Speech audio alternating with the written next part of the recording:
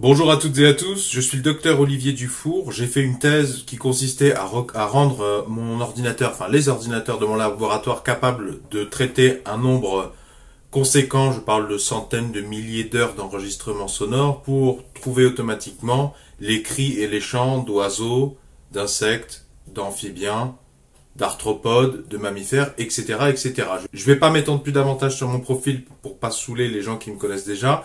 Quoi qu'il en soit, je vous mets mon profil dans la description sous la vidéo. Je suis aussi reviewer pour une revue du groupe Elsevier qui s'appelle Ecological Informatics. Je vous mets 3 exemples d'articles à la review desquels, à l'examination desquels j'ai participé avant qu'ils ne soient acceptés.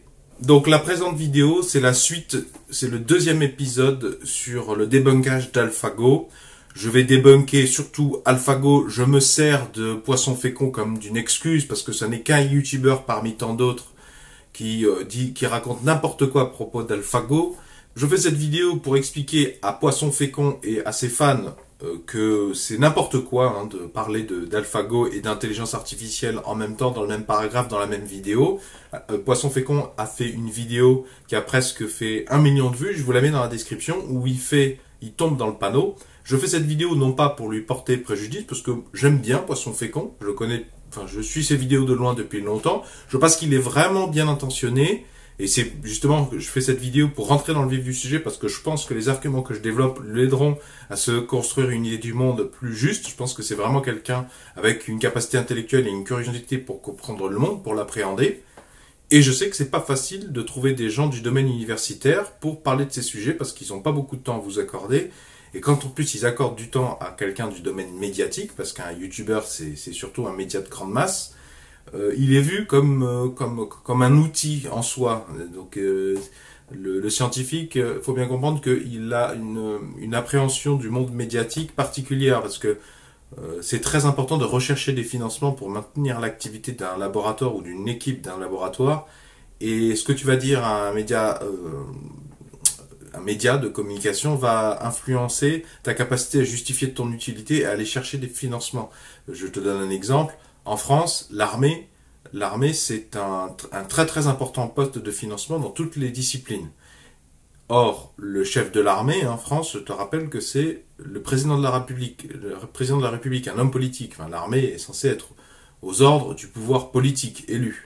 Donc tu comprends bien que comme tu t'adresses à un média, que le média a un pouvoir sur le politique, que le politique a un pouvoir sur le militaire et le budget militaire, ça a de l'importance.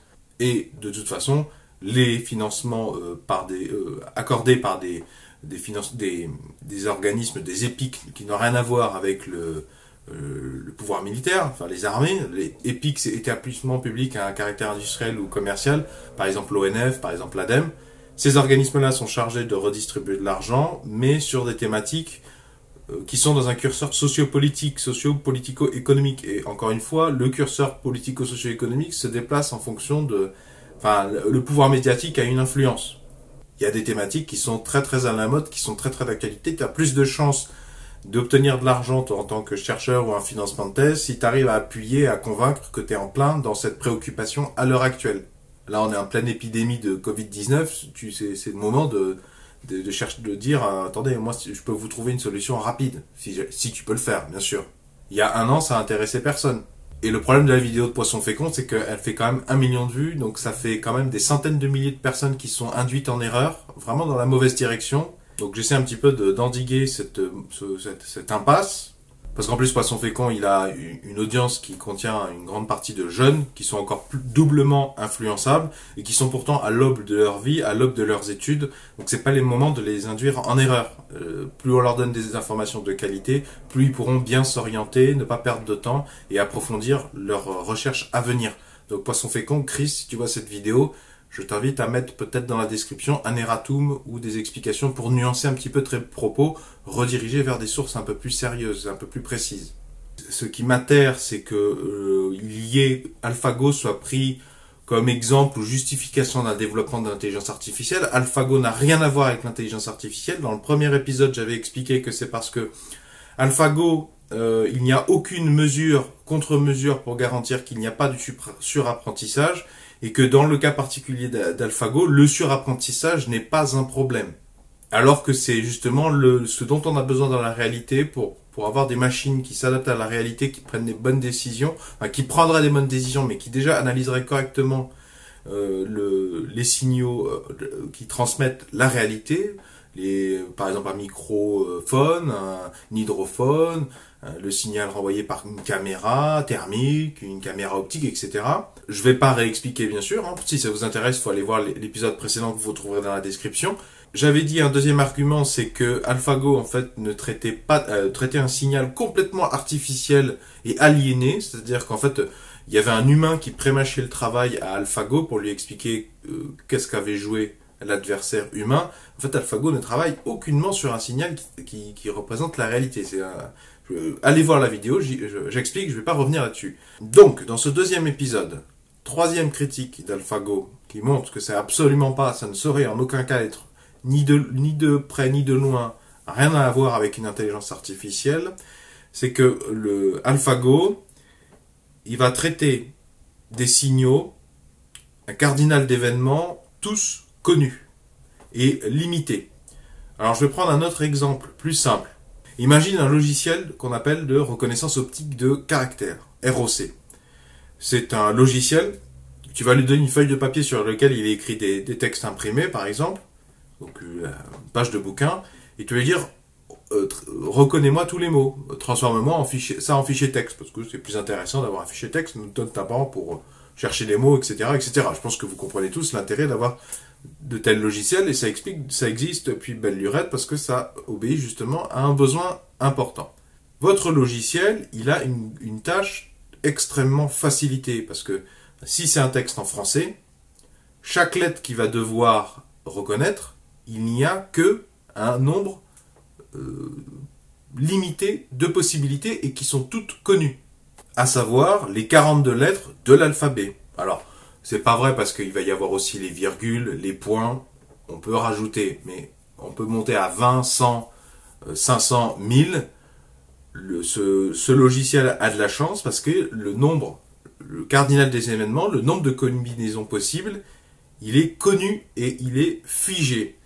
Quand on travaille dans la réalité, quand on met un microphone par exemple dans le milieu naturel pour enregistrer et qu'on essaie de faire des logiciels, des algorithmes de reconnaissance de cris d'oiseaux par exemple, le problème c'est que tu peux demander à des milliers d'ornithologues de connecter des millions de sons, à aucun moment tu n'auras un catalogue complet.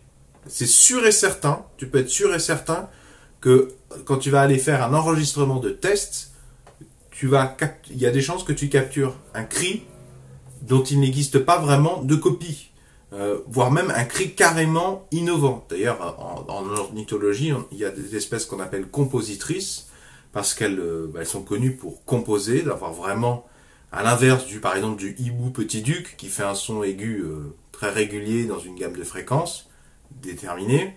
Il y a des espèces, le rossignol philomèle par exemple, le rouge-gorge, qui composent, qui font des chants, des choses évoluées. Et donc quand ils se lancent dans des chants, dans toute leur existence, ils vont pas faire 2 fois le même chant. Donc la difficulté de travailler sur l'intelligence artificielle, c'est que le cerveau humain, lui, il est capable de gérer ça. Un ornithologue, il va entendre un nouveau chant d'un rossignol philomèle, c'est pas un problème. Déjà, au bout de quelques notes, il sait que c'est un rossignol philomèle qu'il est en train d'écouter. Il y a aussi le fait qu'il a des informations contextuelles. Il est dans un habitat, il est susceptible de savoir si cet habitat est compatible avec l'espèce qu'il suspecte au bout de 3 notes. Et puis, au fur et à mesure qu'il a plus de notes, il a plus d'informations. Et puis le moment où il observe, enfin il entend un son, influe beaucoup. S'il est 2 heures du mat et que tu es au mois de mai, au mois de juin, le seul le seul oiseau qui te casse les oreilles à 2 heures du matin en pleine nuit, au mois de mai, juin, juillet, août, c'est le rossignol. C'est un exemple parmi tant d'autres, mais du coup j'en reviens à ce que je disais. Une des difficultés de l'intelligence artificielle, c'est ça, c'est qu'on n'aura jamais de catalogue complet de tous les signaux observables dans le milieu naturel, et pourtant, il faut que les intelligences artificielles savent gérer ça, comme un humain sait le faire. Et en plus, parce que c'est pas fini, attends, c'est qu'à un moment donné, là on est le 17 mars 2020, mais les espèces humaines, elles évoluent, les espèces animales, pardon, et végétales, tout le monde, toutes les espèces évoluent. Donc, Même si, dans l'absolu, je pouvais prendre un cliché photo de tous les sons de toutes les espèces d'oiseaux, leur champ, les espèces continuent à évoluer, donc leurs champs vont évoluer encore. Donc il y a un déplacement constant. C'est bien un problème en biologie, c'est que toutes les choses évoluent en même temps. AlphaGo n'a absolument pas à gérer ce problème-là. AlphaGo n'est absolument pas embêté par ce genre de problème. Pour jouer au jeu de Go, t'as pas du tout ce genre de problème. Je vous donne un autre exemple. J'ai vu passer un article que j'essaierai de vous retrouver, que je vous mets dans la description. On s'est aperçu que certains passereaux, quand ils vivent aux abords des villes, certaines populations de passereaux qui vivent proches du milieu urbain, ils chantent plus aigus que leurs congénères dans le milieu naturel. Et une des hypothèses explicatives, c'est que ça permettrait d'échapper au recouvrement des bruits des villes. Parce que, par exemple, le bruit automobile, les automobiles, ça génère, le trafic automobile, ça génère beaucoup de bruit dans les milieux urbains, périurbains, et c'est plutôt basse fréquence par rapport au son d'un oiseau, enfin d'un passereau en l'occurrence. Et du coup, donc, vous voyez, c'est un exemple de facteur environnemental tout bête qui fait qu'il y a certaines populations d'une même espèce donnée qui chantent différemment, pour une raison bête comme chou. Et pourtant, si vous enregistrez que ces oiseaux-là, parce que c'est en milieu urbain, c'est-à-dire a fortiori plus facile à enregistrer pour vous, et que vous apprenez des modèles d'apprentissage, ils vont pas apprendre à reconnaître l'espèce en question, ils vont apprendre à reconnaître la population de cette espèce en question qui vit en milieu périurbain.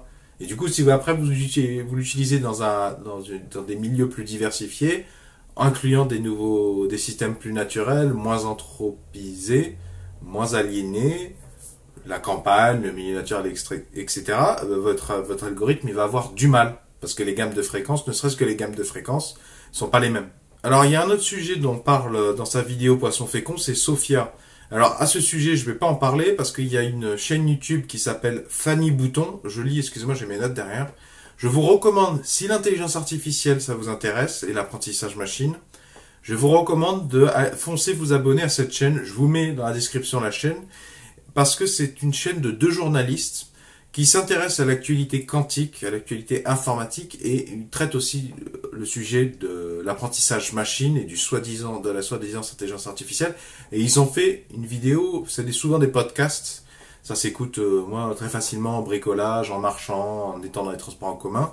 Et ils parlent de Sophia, et ils expliquent que Sophia, c'est très très loin d'être une intelligence artificielle, il y a un gros aspect de mise en scène dans la manière dont c'est présenté au public. Donc je vous recommande d'aller écouter ce podcast. Si ça vous intéresse de devenir de plus en plus aguerri en apprentissage machine et à savoir distinguer ce qu'est de l'intelligence artificielle et ce qui n'en est certainement pas, je vous invite à vous abonner à cette chaîne YouTube.